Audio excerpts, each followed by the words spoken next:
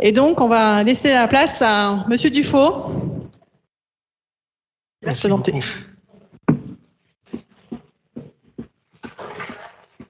Bonjour. Je vous remercie pour votre invitation et je suis désolé de passer maintenant, mais comme je suis entre une chirurgie éveillée justement et en cours à Nancy, je voudrais avoir un tout petit peu de temps pour pouvoir répondre à vos questions si vous le souhaitiez à la fin de ma présentation, qui, je l'espère, se voudra positiviste, dans le sens où je vais vous parler des gliomes dits de Bagrad. Et je suis sûr que ce matin, vous avez bien compris qu'il y avait des gliomes très agressifs, donc tumeurs cérébrales primitives du système nerveux central, mais également des gliomes qui étaient amenés à devenir agressifs, qui à la base sont des tumeurs que l'on peut considérer comme étant entre guillemets pré-malignes. Et je vais vous montrer l'impact qu'on a pu avoir ces 25 dernières années grâce effectivement à la chirurgie éveillée, c'est-à-dire la meilleure compréhension, non pas d'une tumeur isolément, mais d'une tumeur dans son environnement, à savoir le système nerveux central. Et tout le but a été non seulement d'augmenter très significativement l'espérance de vie, mais aussi la qualité de vie. Donc je ne reviendrai pas sur toute l'explication des gliomes diffus de Bagrad, mais juste une diapositive pour rappeler que ce sont des patients en général relativement jeunes, qui sont entre 20 et 50 ans, le pic aux alentours de 30 à 40, donc des patients totalement actifs, qui généralement n'ont pas de déficit, ou du moins ils ne se rendent pas compte, jusqu'au jour où ils vont avoir une crise d'épilepsie qui permet de révéler une tumeur, comme vous voyez en blanc sur le diaporama, déjà assez volumineuse. Vous aurez quelques exemples. Donc toute la question, c'est, au-delà des aspects oncologiques purs et durs, comment est-il possible que le cerveau ait permis à ces patients de continuer à mener une vie active, bien souvent travailler, faire des projets, sans symptomatologie, et c'est là où vous verrez que le mécanisme dit de plasticité du système nerveux central, donc de compensation, il faut que vous imaginiez que c'est un système tampon, et que plus on lui laisse du temps, plus il est capable de compenser dans une certaine mesure. Et comme tout système tampon, il y a aussi une cassure un jour, et cette cassure, c'est la crise d'épilepsie. À ce moment-là, j'en reviens aux aspects oncologiques, on pourrait dire, puisque l'évolution a été lente sur des années, finalement, c'est une tumeur bénigne, pas du tout, puisqu'elle est amenée à se transformer, comme le polype qui devient cancer digestif, comme le mélanome qui devient, le grain de beauté qui devient mélanome. Et ce jour-là, évidemment, on s'aggrave, mais il y a aussi un risque vital avec donc des espérances de vie, des médianes de survie, qui, quand j'ai commencé, étaient de l'ordre de 6 à 7 ans dans ce domaine bien spécifique de groupe dit de gliome diffus de Bagrad. Il est important de comprendre le cerveau si on veut mieux comprendre comment évoluent ces tumeurs et comment mieux les contrôler. Et je suis certain, malheureusement, qu'on doit continuer à vous enseigner qu'il y a souvent une zone qui correspond à une fonction dans le cerveau, dont la fameuse région de Broca qui sert à parler, la région de Wernicke qui sert à comprendre, la région dite Rolandi qui sert à bouger. En gros, la région dite visuelle qui sert à ne pas avoir de déficit compimétrique, et c'est bon, on a compris le cerveau. On fait 4 flèches entre ces 4 zones, et ça fait 150 ans qu'on nous dit que ça fonctionne comme ça. Il est évident que la réponse est non, fort heureusement, sinon les patients dont je vous parle iraient déjà mal de ce qu'on fait le diagnostic. En effet, vous voyez ces tumeurs très volumineuses chez des patients qui mènent une vie vraiment active sans avoir conscience d'une telle tumeur, malgré une évolution qui est constante jusqu'au jour où il y a la crise d'épilepsie du fait de ces mécanismes de réorganisation. Donc, ça fonctionne en réseau.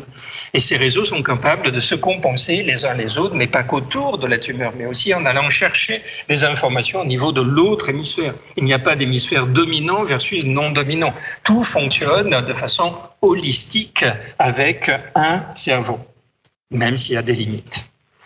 Et c'est bien pour ça que ce qu'on a fait, c'est essayer de mieux comprendre comment fonctionnait le cerveau pour arriver à mieux lutter contre ces tumeurs diffuses qui, encore une fois, ne sont pas des boules qui refoulent le cerveau, sinon on ne discuterait pas, on enlèverait le caillou dans la chaussure. Mais, quoique ça peut être compliqué techniquement, mais en tout cas la problématique est totalement différente, alors que là, c'est une diffusion, un envahissement, une infiltration dans le système nerveux central qui compense au fur et à mesure jusqu'à ce point de cassure. Donc la question est et comment voulez-vous qu'on opère le système nerveux central si on n'a pas compris comment il fonctionnait, puisque ce qu'on nous a raconté pendant 150 ans était faux. Donc, il faut qu'on arrive à changer radicalement notre vision de l'interaction entre une maladie et la conséquence sur le cerveau pour adapter notre stratégie thérapeutique et en arriver, comme vous voyez, à des lobectomies assez extensives, pourtant chez des patients qui mènent une vie active avec des bilans cognitifs à la clé qui sont normalisés, du moins au bout de quelques semaines à quelques mois.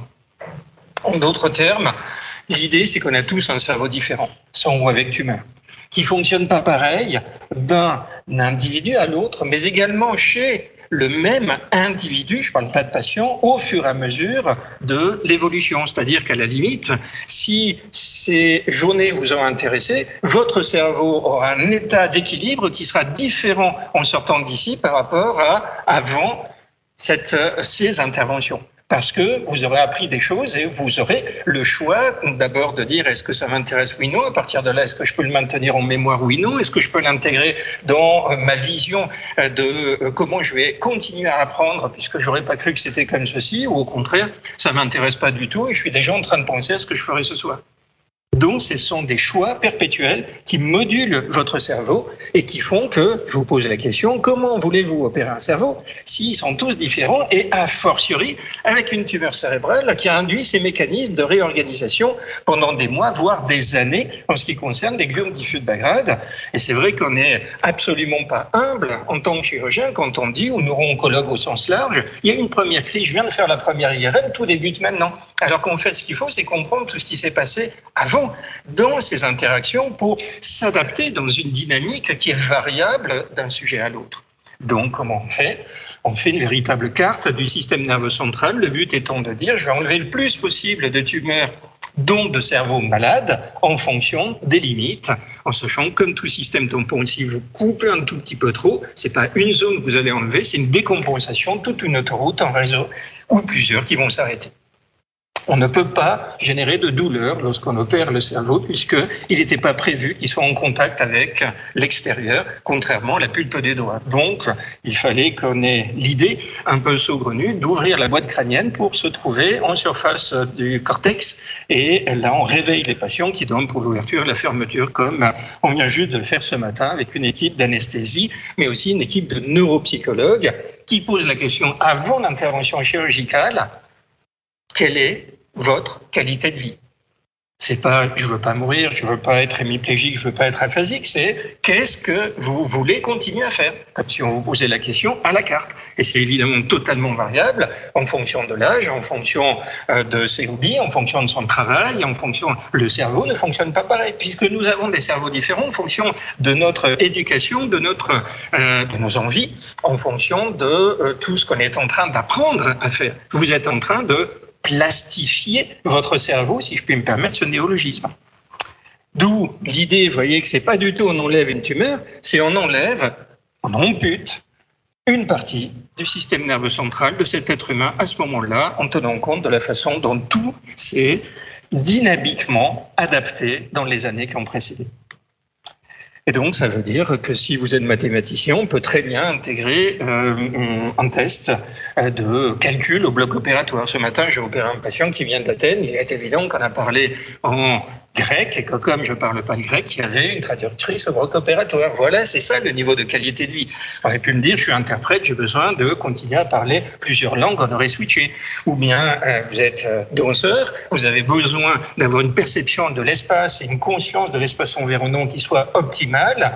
Il est évident que l'hémisphère droit dit non dominant ne veut rien dire chez vous, puisque si vous perdez cette faculté alors que vous êtes capable de bouger, de parler, vous n'êtes pas aphasique, hémiplégique, vous ne dansez plus, vous perdez votre vie, si c'est votre vie.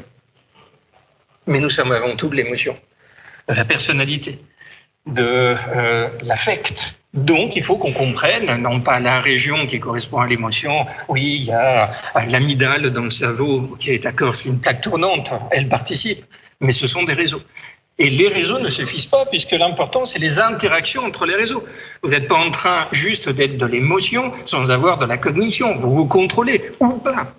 Donc, il faut comprendre les interactions entre ces réseaux parce que le cerveau, lui, c'est comme ça qu'il fonctionne pour s'adapter à la tumeur parce que la tumeur, elle, infiltre ces réseaux-là. Et donc, on peut tester au bloc opératoire l'empathie, la possibilité de reconnaître les émotions face à vous, la joie, la colère, etc. Et pendant qu'on utilise ce qu'on appelle les stimulations électriques directes, puisque le cerveau, ce sont des câbles avec de la biochimie et de l'électricité, on perturbe transitoirement la dynamique de ces réseaux avec un patient qui peut s'arrêter complètement, de bouger, de parler, ou bien vous dire non, j'arrive très bien à voir, j'arrive à parler puisque vous voyez, je vous l'explique, mais je ne reconnais pas l'émotion qui est à ce moment-là, vous relâchez la stimulation, c'est la joie, c'est évident. Donc, pour recréer la vraie vie au bloc opératoire, même si c'est jamais totalement la même chose, bien entendu, mais c'est en rapprocher le plus possible dans les conditions d'un bloc, on demande à la patiente de faire plusieurs tests en simultané en fonction de ce qui aura été sélectionné à la carte, bouger, parler, mais également comprendre l'affect dont je viens, le calcul, etc., etc.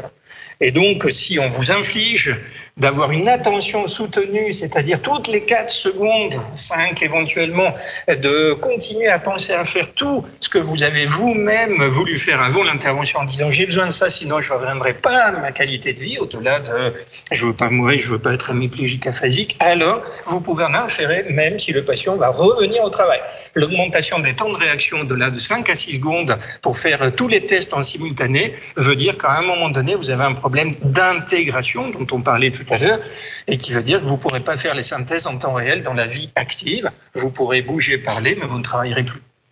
Donc, on s'arrête en fonction de notre connaissance du fonctionnement du système nerveux central en général, adapté à l'échelon individuel, en fonction des souhaits de l'être humain face à vous, selon un contrat moral qui a été prédéterminé avant d'aller au bloc opératoire. Vous voyez que ça fait plusieurs niveaux. Et que finalement, les aspects techniques, je ne vais pas dire qu'on s'en moque, mais pas loin quand même. Après, on sait déjà à 99% quand on rentre au bloc opératoire si ça va bien se passer ou pas.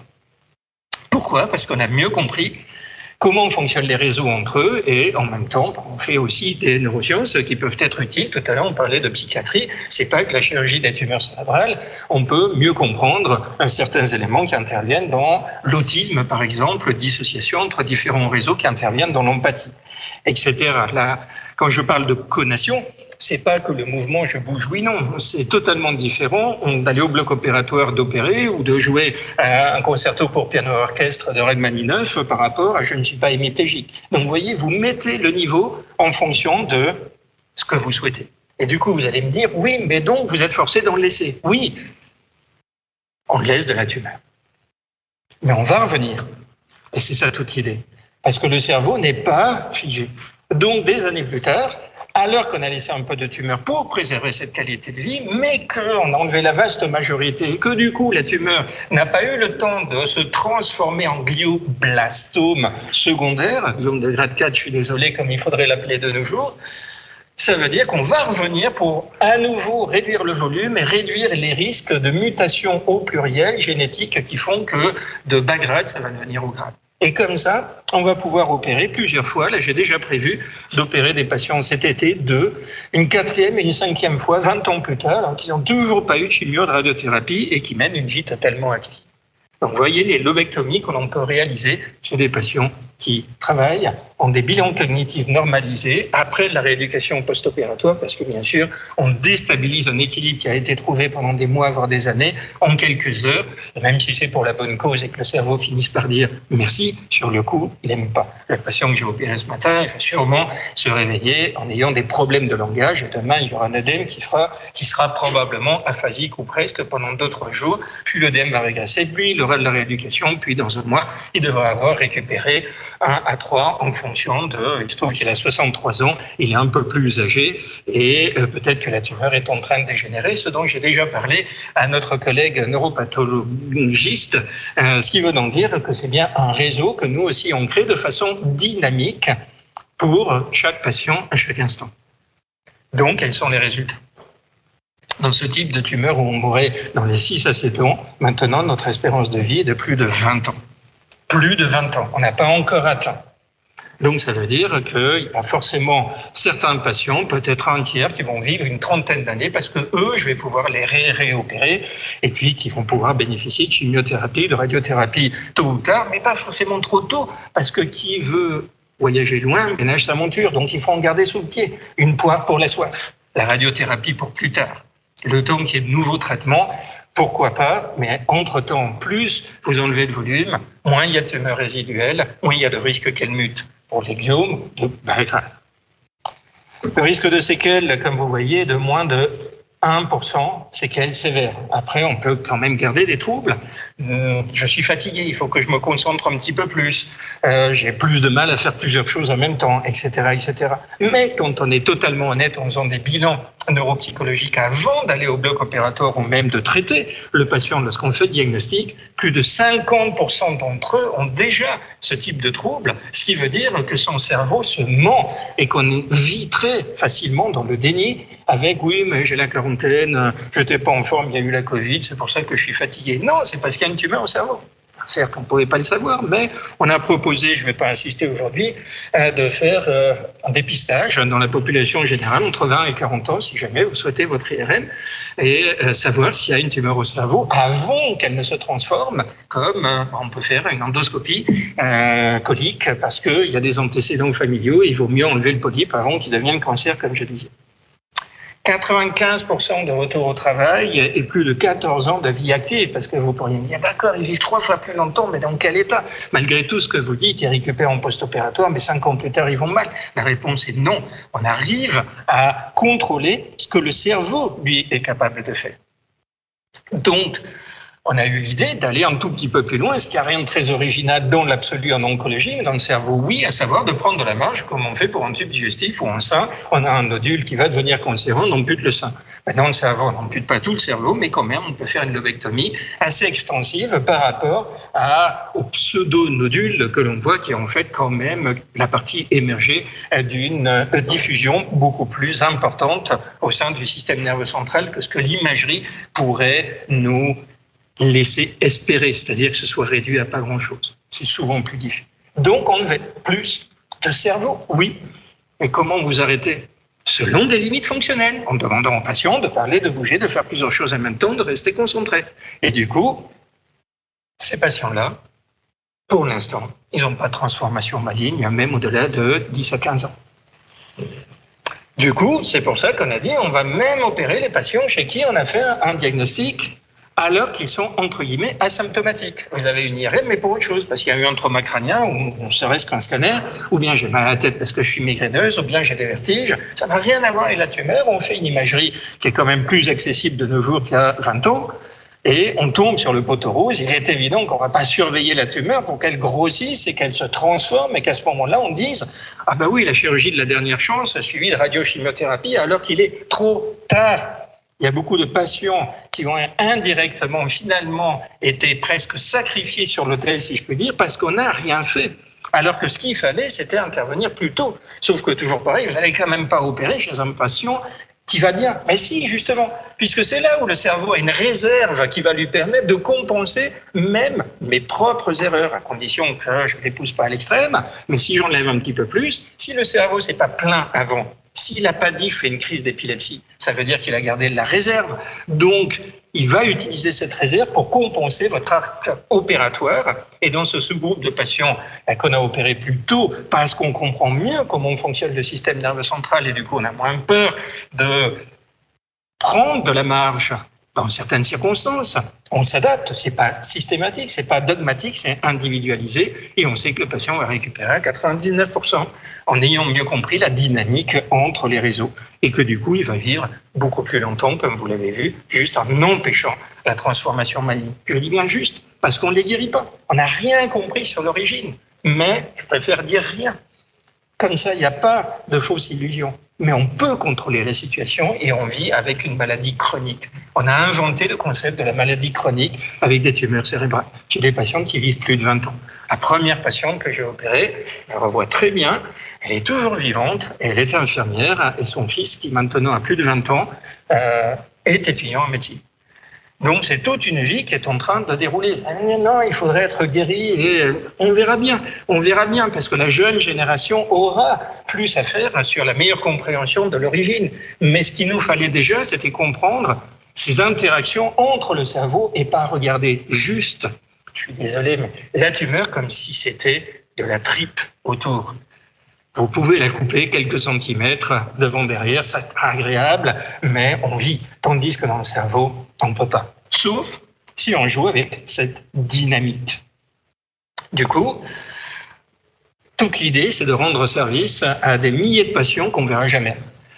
Et c'est bien pour ça que plus de 600 centres sont venus se former à Montpellier. Pas plus tard que ce matin, il y avait des collègues d'Australie, il y avait des collègues de Pologne, il y avait des collègues d'Espagne, etc., etc.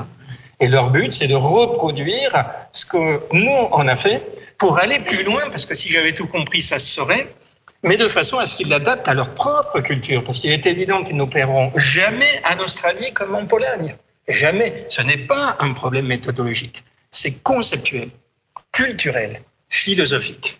Et n'empêche que si eux-mêmes peuvent adapter à la vision des êtres humains qui les entourent dans leur pays respectif, alors ils vont améliorer significativement à la fois la qualité de vie et l'espérance de vie. Du coup, la conclusion est pour moi tellement évidente. Comment voulez-vous opérer le cerveau si on ne comprend pas le cerveau? Donc j'ai conclu ce matin en sortant du bloc opératoire avec les collègues qui adorent utiliser de la technologie, surtout en Australie. Je ne suis pas un chirurgien, alors que j'ai enlevé un lobe de façon plus large que ce qu'ils auraient fait, et beaucoup plus tôt, parce qu'il fallait que j'arrive à temps pour cette participation active. Et j'avais dit, à midi, il faudra que ce soit terminé, tout en ayant enlevé le plus possible. On a bien atteint les limites. Donc je leur ai dit, comment voulez-vous aller plus loin? Puisque chaque fois que je stimule, le patient bloque. Même en grec, puisque n'oubliez pas, il y avait une traduction. Donc moi, je parlais en anglais, la traductrice en grec et les orthophonistes en français. Et finalement, c'est ça, c'est un véritable concert là aussi d'interaction entre réseaux. D'où l'idée est, il faut que chaque fois qu'on ait la chance de pouvoir être connecté au connectome cérébral, d'apprendre quelque chose et de pouvoir le retransmettre à autrui, quel que soit le domaine, et pas qu'en neurochirurgie. J'ai dit, je ne suis pas chirurgien. Je suis un neuroscientifique qui essaie d'enlever les tumeurs cérébrales. C'est totalement différent. Et donc, c'est utile pour la psychiatrie. Donc, c'est utile pour la réhabilitation. J'ai reçu un email ce matin d'un collègue à l'autre bout du monde qui dit on devrait induire la plasticité avec des mécanismes de stimulation dits transcrâniennes. Donc, c'est un peu le même principe, mais de façon non invasive. Il y a une machine pour ça. Et c'est un rééducateur. Évidemment, ça peut être utile pour les neurologues. D'abord, il faudrait qu'ils apprennent que la région de Broca n'existe pas et ça ferait un grand bond en avant en neurologie. Mais je vais leur expliquer à la salpêtrière dans 3 semaines. Donc, le but, c'est véritablement, lorsque vous avez des données, des faits, des observations, non pas de dire « je pense », mais de dire « c'est la réalité ». En tout cas, selon saint Thomas ou Descartes. Après, on peut toujours dire qu'on est dans une géométrie riemannienne et que d'un seul coup, une ligne droite tourne. D'accord. Mais j'en reste à des choses finalement assez basiques, qui permettent de dire, si on change le paradigme, et c'est ça votre responsabilité en tant que plus jeune, quel que soit le domaine, c'est de remettre en question, d'être critique. Et il y a des raisons dans le système nerveux central qui existent, heureusement, chez l'être humain, mais qu'on est en train de perdre du fait d'un manichéisme sociétal abusif, d'un dualisme dont on parlait tout à l'heure, d'un dogmatisme qui fait qu'on vous empêche de réfléchir. Mais si d'un seul coup vous dites « ça ne marche pas comme ça ne peut pas, c'est trop simple », oui, mais c'est bon. Si c'est trop simple, c'est que c'est faux. Le cerveau, c'est compliqué. Donc, si vous êtes intéressé par ce domaine du système nerveux central au sens large, bien au-delà même des gliomes, en sachant qu'accessoirement les patients vivent 3 fois plus longtemps, donc une génération, donc on a le temps de se projeter, alors vous pourrez faire décoller votre domaine quel qu'il soit. Si vous appliquez ce qu'on vous a dit, alors que vous pensez à 30 ans que vous savez, selon les cases qui ont été cochées, 10 ans plus tard, vous êtes obsolète. Et à ce moment-là, je vous invite effectivement à prendre une retraite anticipée pour le bien de vos patients. Merci beaucoup.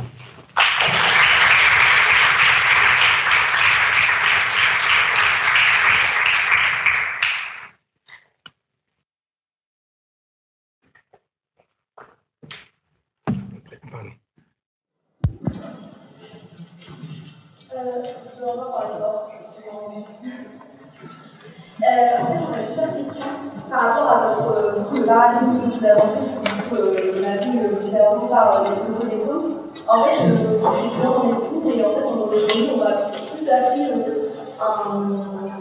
une vision du cerveau fonctionnel, pas forcément par R, pas du tout, mais plutôt par Giry et par Sillon. Du coup, est-ce que dans le paradigme du connectome par réseau, les connaissances sur les Giry et les Sillons, le fait que l'oméga, tout ça, ça contient, ça a un rôle fonctionnel. Est-ce que le connectome tel que vous le présentez, remet en question ces connaissances-là, du coup? Vous êtes à Montpellier, donc on vous fait quand même des... Je suis pas à Montpellier. Vous êtes où? Alors, j'ai commencé à Tours, mais là, je suis à Saint-Étienne pour l'externat. Tours, c'est parfait.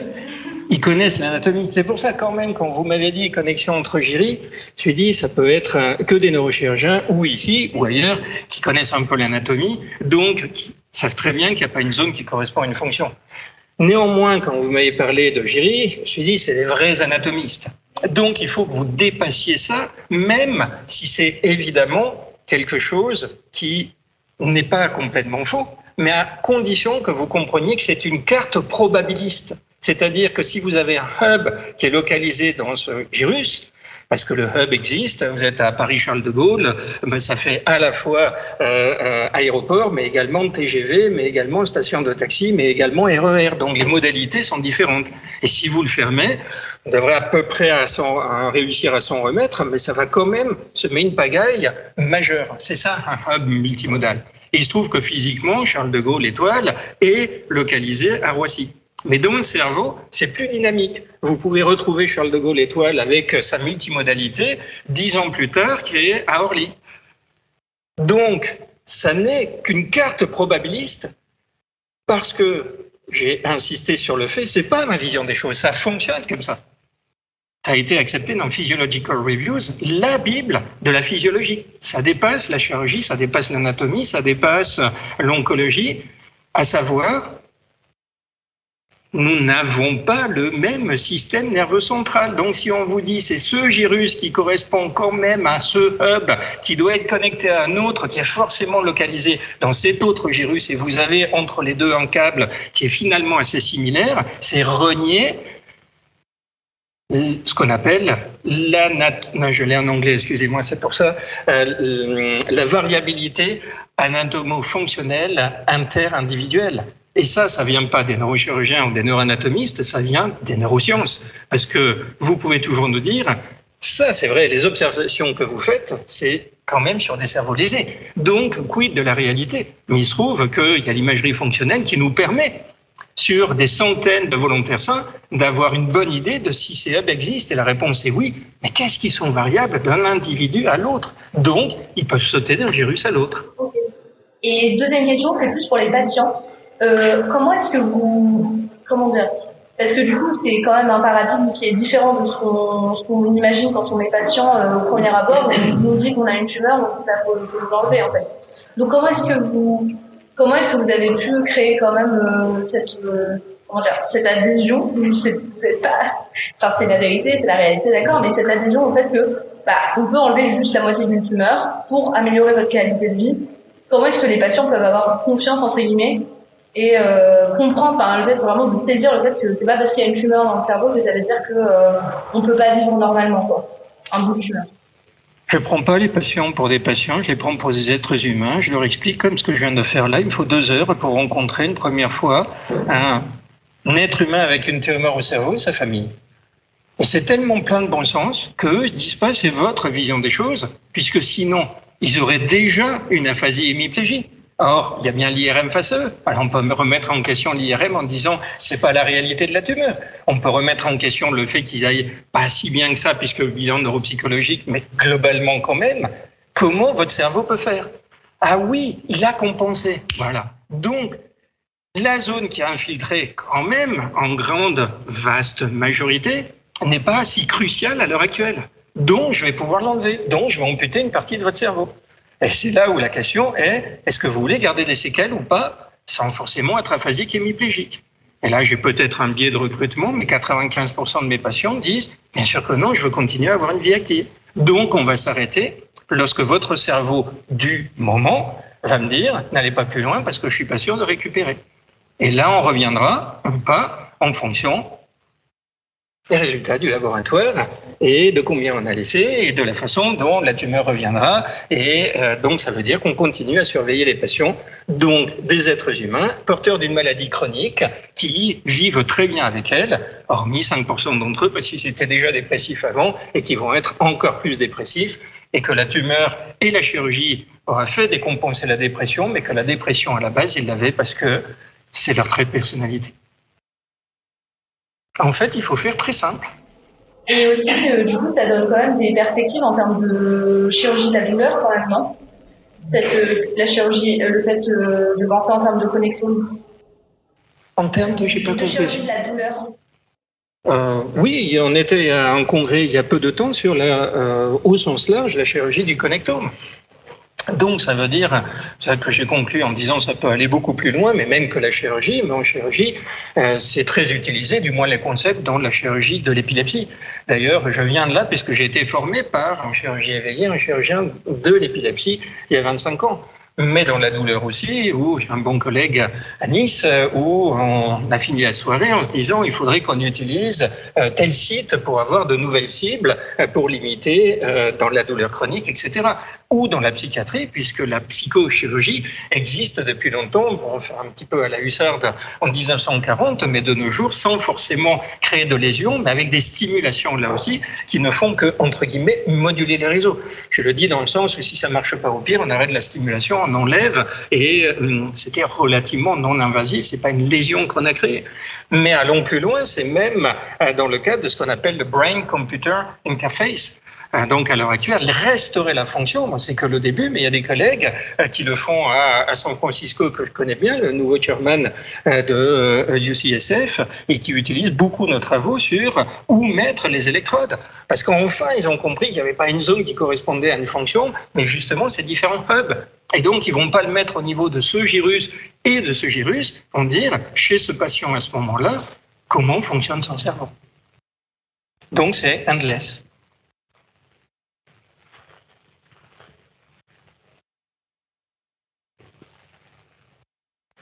Moi, j'ai une question qui risque de démanger les familles.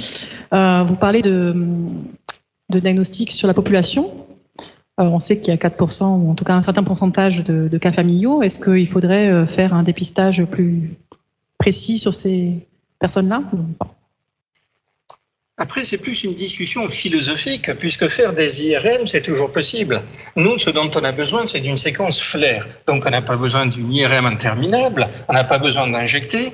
Juste savoir, c'est un hypersignal flair qui restera quand même pendant encore assez longtemps la façon la plus sensible de mettre en évidence une image évocatrice de tumeur, au sens large. Soit de bas grade, de haut grade, etc. Je ne parle pas d'anévrisme ou de sclérose en plaques ou d'autres pathologies, puisque quand on l'a proposé, évidemment, on a discuté là pour le coup avec les neurologues spécialisés dans d'autres pathologies et qui ont dit eux-mêmes, ça nous intéresse de savoir si ce patient a potentiel, a une imagerie assez évocatrice de pathologie inflammatoire, parce qu'on est amené à la traiter plus tôt maintenant, on n'attend pas. Ou les anévrismes, ça peut se discuter, mais on a tendance à les emboliser avant qu'ils ne se rompent si on a fait le diagnostic. Donc vous voyez que globalement, l'attitude est plutôt à la prévention dans chaque domaine, parce qu'on s'est aperçu que les maladies au cerveau, si on les laissait trop abîmer le cerveau, forcément, là par contre, on ne revenait pas en arrière.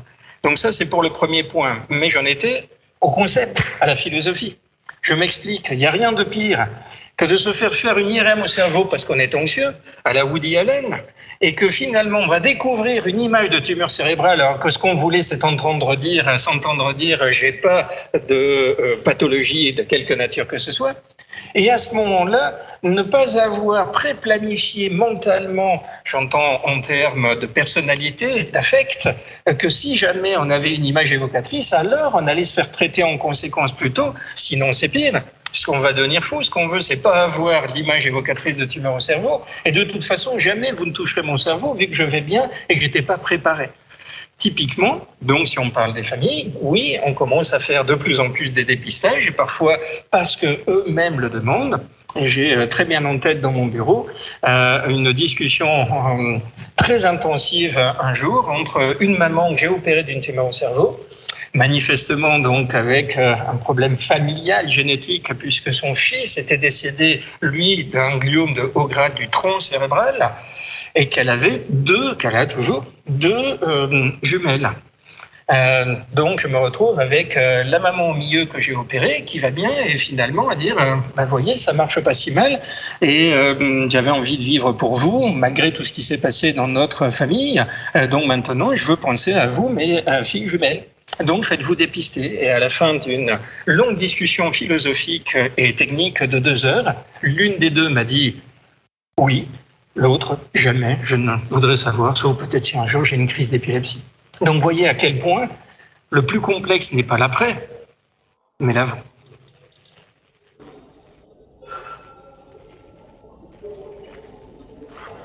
Et est-ce qu'en pédiatrie, c'est possible en cancer, enfin, pour les tumeurs cérébrales, la chirurgie, comment est-ce que... Premier patient que j'ai jamais vu dans ma vie à Seattle, il y a 26 ans, il avait 8 ans, opéré par mon maître George Hodgman. Le surlendemain, il est allé dans la chambre d'un adulte qui devait être opéré et qui était en pleurs, en lui disant « Regarde, moi je l'ai fait, alors toi tu peux le faire ».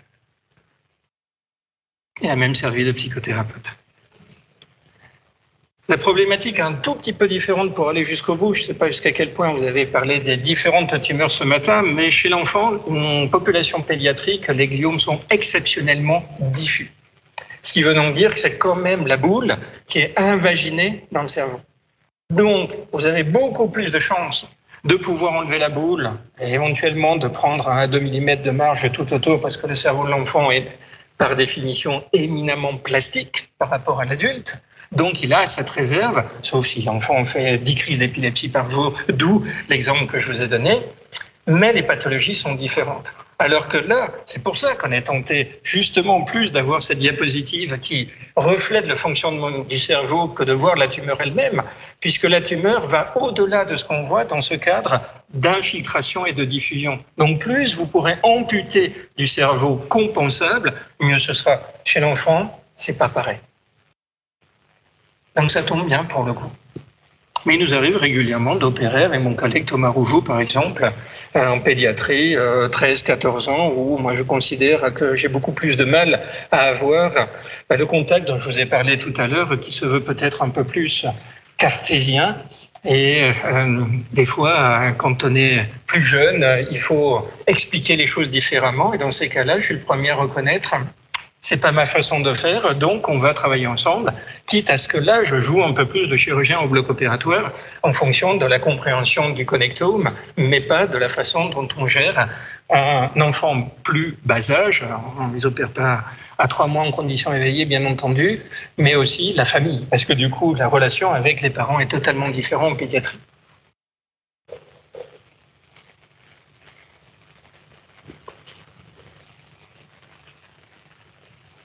Vous avez des questions? Merci beaucoup. Merci beaucoup. Merci.